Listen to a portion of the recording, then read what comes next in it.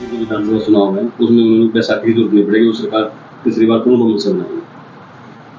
क्या होगा? पूर्ण बहुमत से सरकार बनाएगी सर तीसरी बार बैसाखी की जरूरत नहीं देखिए, पड़ेगी। अब बात यह है कि हरियाणा में भारतीय जनता पार्टी की उनकी एग्जिस्टेंस कोई खतरा है।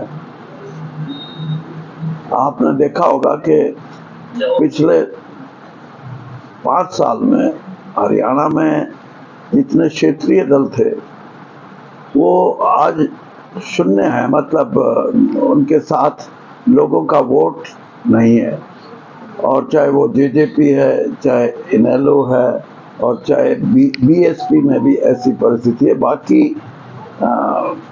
भारतीय जनता पार्टी को मैं ये मान के चलता हूँ कि जिस तरह से उन्होंने हरियाणा की संस्कृति और हमारे लोगों के भाईचारे को आहत करने की, तोड़ने की कोशिश की है, उसका परिणाम आज ये है।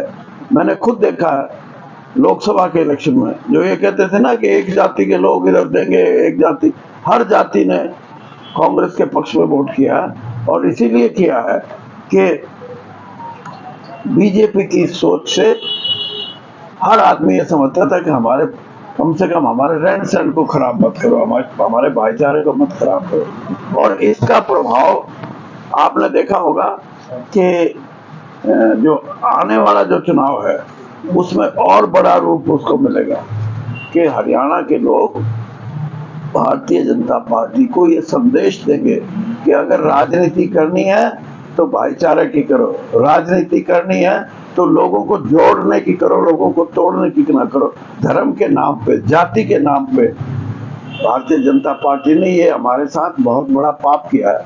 और मैं तो खुद कहता हूँ, मेरा भारतीय जनता पार्टी छोड़ने का कारण ये है कि मेरे मन में इस बात की तकलीफ थी कि जो लोग, जिनको हम चाचा ताऊ किसी भी जाति का हो, भाई चाची ताई बोले, उन्हीं को जाति पाति में बांटने की कोशिश करें, तो मैं इस चीज को बर्दाश्त नहीं किया मैंने।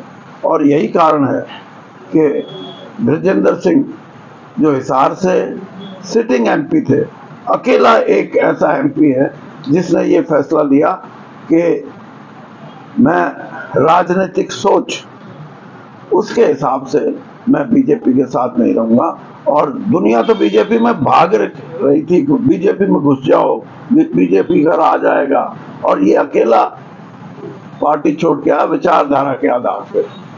और मैं इसीलिए कहता हूँ कि हरियाणा में ये बातें नहीं है, हमारे संस्कार ऐसे नहीं है। हमारे संस्कार में भाईचारा है, आपसी प्रेम है, और यही हमारी ताकत है।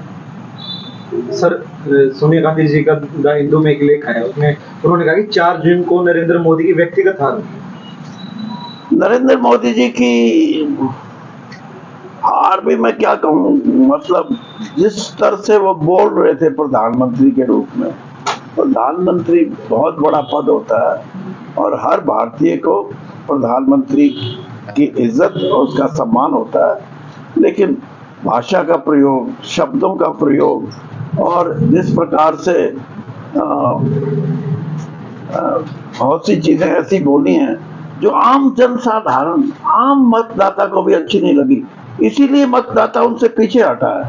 और श्रीमती सोनिया गांधी ने बिल्कुल ठीक कहा कि ये जो चुनाव था, ये चुनाव मोदी जी का और इस देश के मतदाताओं के बीच में था, और मतदाता की जीत हुई है। मैं तो ये कहता हूँ कि ये भावना, थोड़ा सा समय ज्यादा लगा उसमें, ये भावना मतदाताओं में जाते जाते, अगर पहला जो फेज था जो और दूसरा, उसमें ये जागृत तो हुई थी, लेकिन परिभाषित नहीं हो सकी आम जनसाधारण में। और जब आम जनसाधारण में परिभाषित हुई तो उसके परिणाम आप देखो कि जो पूर्वी उत्तर प्रदेश है उसके अंदर जो भारतीय जनता पार्टी की हालत हुई है, उसका इससे बड़ा प्रमाण कोई नहीं है कि गरीब, जिनकी कहते हैं ना हमने गरीबी दूर की, वो एक होके खड़ा था कि हम सम्मानजनक जीवन जीने के लिए हमें 5 किलो अनाज की नहीं, हमारी आर्थिक स्थिति मजबूत करो। और इसी तरह वहाँ का आम जनसाधारण जिसको ये लगता था कि हमारे अधिकारों से कहीं वंचित ना कर दें, जो हमारा आरक्षण का अधिकार है वही ना छिन जाए। बाबू भीमराव अंबेडकर जी का जो एक संविधान की संरचना जिसमें हर भारतीय को समान अधिकार दिए थे, उस पे आक्षेप ना आ जाए। और तो और देश की अखंडता और स्वतंत्रता के लिए भी जागृत हो चुका था मतदाता, और यही परिणाम हुआ है। और इसीलिए श्रीमती सोनिया गांधी ने जो कहा है, जन साधारण की भावना प्रधानमंत्री जी के और उनकी जो बोलना और उनका जो इस तरीके से वो संबोधन कर रहे थे मतदाताओं को, उससे लोग नाराज हुए। क्या मतलब हुआ कि आप, अरे हमारी बहनों की वो क्या बोलते हैं,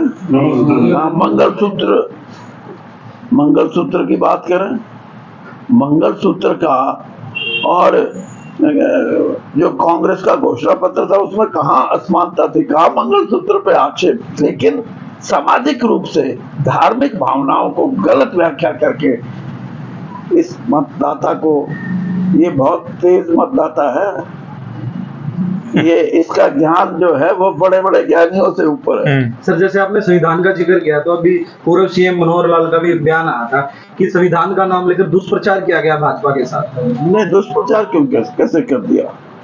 संविधान की जो कितनी ऐसी घटनाएं हैं।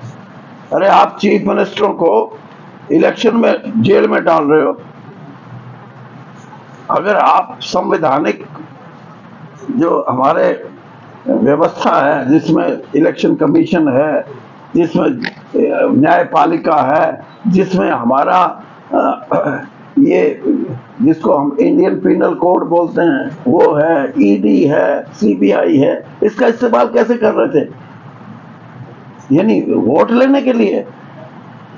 प्रजातंत्र में ये कभी नहीं चल सकता, और इसीलिए ये परिणाम हुए। और मैं तो आज भी कहता हूं, जो मैं शुरू से कह रहा था, मैंने आपको भी कहा कि इस देश के मतदाता ने करवट लेना तो शुरू कर दिया था सरकार के खिलाफ, बीजेपी के खिलाफ, प्रधानमंत्री के भाषणों के खिलाफ। लेकिन उसकी करवट की अगर रफ्तार और तेज होती ना, तो ये 150 से नीचे आते।